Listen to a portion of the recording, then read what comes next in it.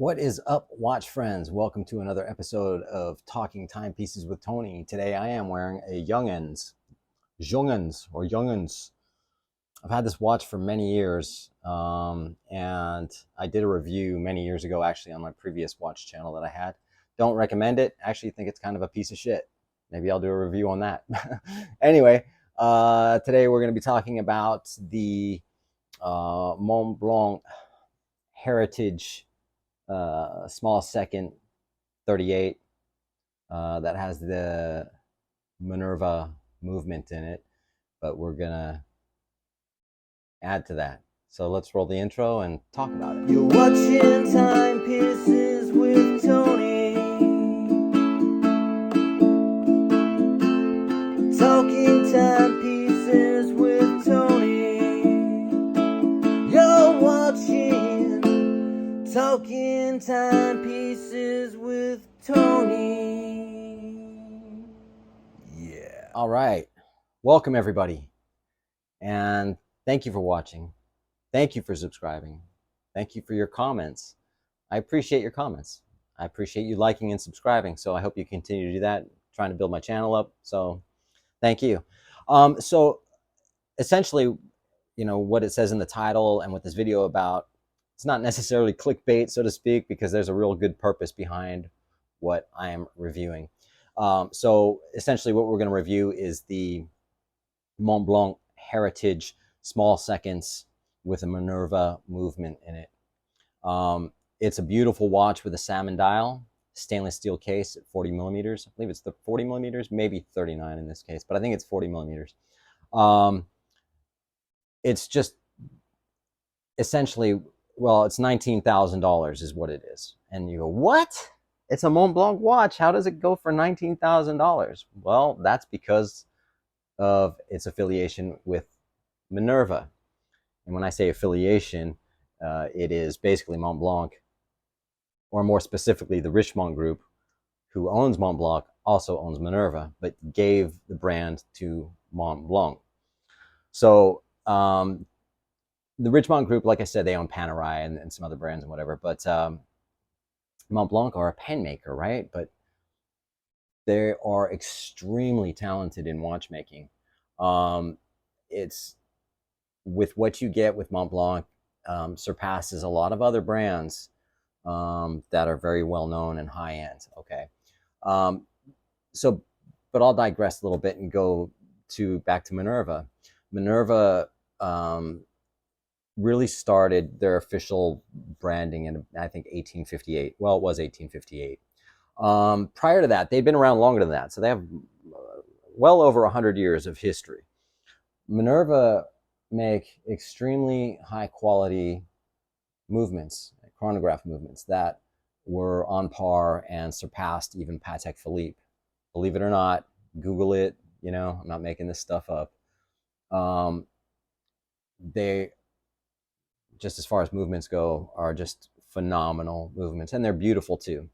Hand wound tourbillons. Oh my God, Montblanc have a beautiful tourbillon watch. That's insane with the Minerva movement. And so what had happened in 1858, they started, they were making great caliber movements, things like that. Bottom line, quartz crisis is when they kind of tanked, like a lot of brands did, a lot of companies did, which sucked, but that's just the way it was, and that's what happened. Very few companies were able to sort of get their way through it. Omega was pretty much one of them. They were rescued by the Swatch Group. Oh my God, is Omega Swatch Group? I think so. Yeah. Man, don't shoot me if that's the case. If I mess that up, I'm totally because I'm totally on a Minerva thing right now. So anyway, so Richemont bought Minerva in 2006, 2007. They were based in Villeray, Switzerland, and they revived that movement. And what Richemont did was gave that company to Montblanc, and they said, "You have Carte Blanche on the Montblanc." And even Panerai on their very, I can't give you the PAM reference numbers. You can, that's another thing you can Google. In their super high end Panerai vintage watches, I say vintage, even some of the recent ones that came out, that retail at $58,000 to $80,000 that have the Minerva movement in it. They're just that quality. So when this Heritage came out, it was a limited edition, limited number, beautiful watch, $19,000. Would you spend 19 grand on it? I wouldn't. I mean, you know, there's so many other things I'd like to get for 19 grand or 20 grand or whatever.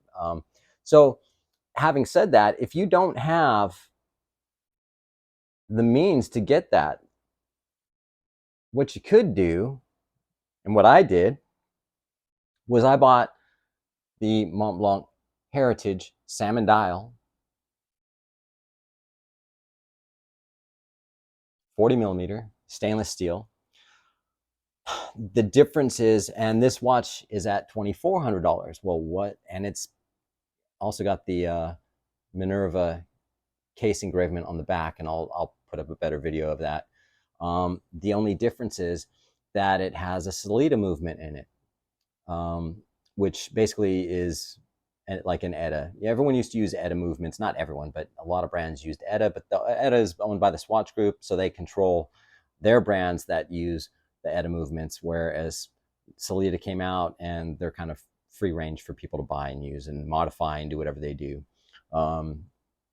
So essentially, this pays homage to Minerva with this watch, which is almost, it's identical to the small seconds, apart from it having the small seconds and the movement. It doesn't have a Minerva movement. But if you don't care about that and you really want a beautiful, high quality timepiece at $2,400, you can go with the Montblanc salmon dial. Same, it's almost identical, except for obviously the movement, you know, but that's kind of irrelevant if you're not like a movement freak, you know what I mean?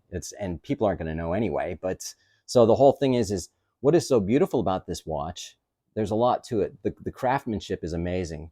What they do is they put this watch is made in Le Loc, Switzerland, whereas their tourbillons and their higher end watches are made in Villeray in the Minerva factory.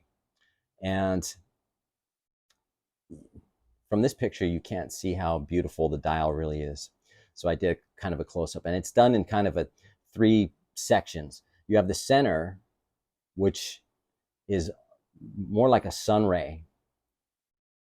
Then the next section is almost like a cobblestone, and it's beautiful. You have hand-applied numbers at the 12, 3, 6, and 9, and you have hand-applied dots, markers in between. On the side of that, you also have little loom pots that you can't see in this video. And the loom's actually pretty decent for this. It has Dauphine hands. The case, the crown has the Montblanc logo signed.